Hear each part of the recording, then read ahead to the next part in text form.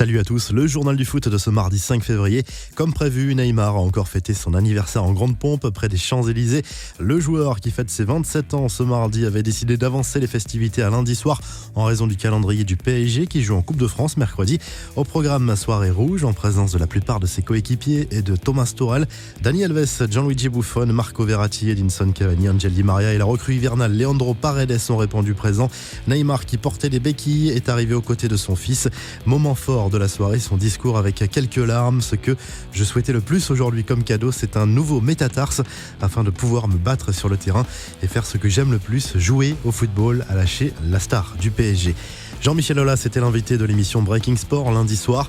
Il en a profité pour faire le point sur 2 dossiers prolongation. Si Bruno Genesio est dans l'attente d'une décision de l'état-major lyonnais, Nabil Fekir devrait bien recevoir une proposition de contrat longue durée avec une clause de départ. Une solution qui conviendrait à tout le monde, mais les discussions vont se poursuivre encore dans les prochaines semaines. Liverpool a perdu des points dans la course au titre en Angleterre. Match nul, un but partout lundi soir sur la pelouse de West Ham. On retiendra surtout la brouille entre Jürgen Klopp et Manuel Pellegrini. L'entraîneur des Reds a été frustré par l'arbitrage de la seconde période. Il y a eu beaucoup de situations étranges, a lâché le coach allemand qui a estimé que l'arbitre avait sans doute voulu compenser le but inscrit par son équipe et entaché d'une position de hors-jeu.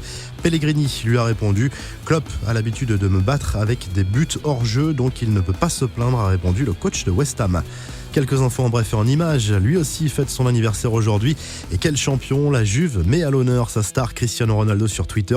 Le Portugais fête ses 34 ans. La nouvelle chute de José Mourinho qui commence à devenir un habitué. Le Portugais s'est pris les pieds dans le tapis, littéralement, alors qu'il donnait le coup d'envoi d'une rencontre de hockey sur glace en Russie. La sœur d'Emiliano Sala a publié des photos qui ont beaucoup ému sur les réseaux sociaux.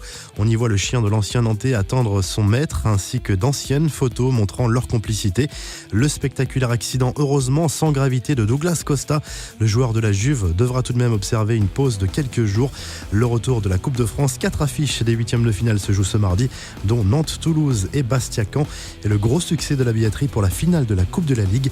L'affiche Strasbourg-Guingamp est déjà à guichet fermé à 2 mois de l'événement. On termine avec la revue de presse. Le quotidien L'Équipe fait sa une avec Rudy Garcia qui joue gros encore ce mardi soir avec ce match en retard de la 18e journée de Ligue 1 contre Bordeaux. La rencontre se joue à huis clos. France Football se concentre sur la sensation Nicolas Pepe dont la cote a explosé cette saison à Lille. En Espagne, le quotidien Sport estime que Messi devrait pouvoir tenir sa place contre le Real Madrid mercredi soir en demi-finale allée de la Coupe du Roi. L'Argentin est gêné par une contracture à une cuisse depuis ce week-end. As consacre sa une au jeune attaquant brésilien Vinicius Junior qui a gagné en confiance ces dernières semaines et dont le temps de jeu ne cesse d'augmenter. En Italie, la Gazzetta dello Sport s'interroge sur le passage à vide de Mauro Icardi à l'Inter Milan. L'Argentin ne jouerait plus vraiment son rôle de capitaine et la rupture semble proche avec certains tifosi.